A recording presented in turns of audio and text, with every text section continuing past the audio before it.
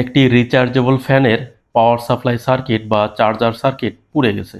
ওই যে দেখা যাচ্ছে একটি আইসি নষ্ট হয়ে গেছে, পুড়ে গেছে। তো আমরা এই সার্কিটটি পরিবর্তন করব। তো এই ধরনের সার্কিট পরিবর্তন করার জন্য আপনার ইলেকট্রনিক্সের কাজ জানার প্রয়োজন হবে না।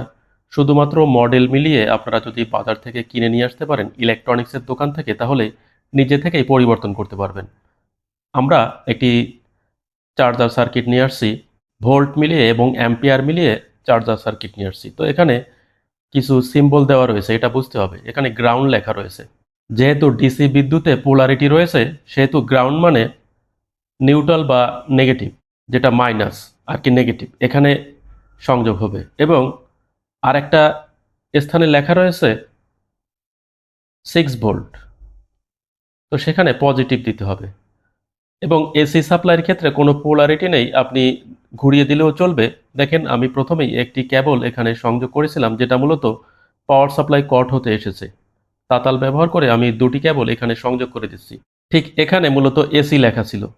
আমি যেখানে কেবল সংযোগ করছি পাওয়ার সাপ্লাই কট দুটি প্রান্ত, সেখানে এসি লেখা ছিল, অর্থাৎ এসি বিদ্যুৎ ইনপুট হবে। তো কিছু কিছু চার্জার ফ্যানের সার্কিটে মূলত সকেট সংযোগ করা থাকে। ওই সকেট সংযোগ করা সার্কিট দেখে কিনলেই হবে, ওই মডেলের সার্কিট পাওয়া যায় সকেট সহ। তো এখানে সকেট সহ সার্কিট ছিল না, শুধুমাত্র পাওয়ার সাপ্লাই কর্ডের সাথে সংযোগ করা ছিল। আমি এই মডেলের সার্কিট এখানে ফিটিং করে দিচ্ছি। এবার আউটপুট সাইড সংযোগ হবে।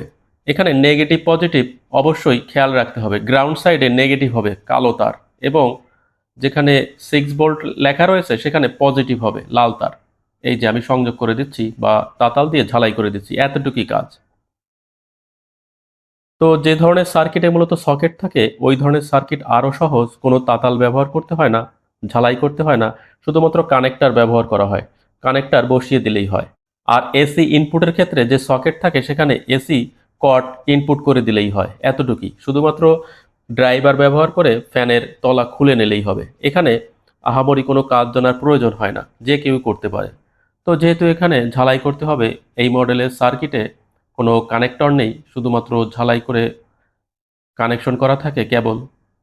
এখানে একটি 6 ভোল্ট ব্যাটারি ব্যবহার করা হয়েছে, এবং এর যে অ্যাম্পিয়ার সেটাও ব্যাটারির গায়ে লেখা রয়েছে। আপনারা এটা দেখালেই মূলত সার্কিট কিনতে পারবেন। দেখেন চার্জ হচ্ছে, ওই যে ইন্ডিকেটর জ্বলছে, চার্জ হচ্ছে। সামান্য অ্যাম্পিয়ার নিয়ে থাকে চার্জ হতে।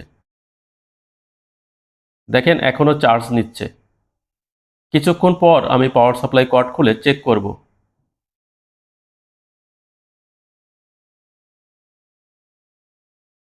দেখেন ফ্যান চলছে, মুভিং সহ।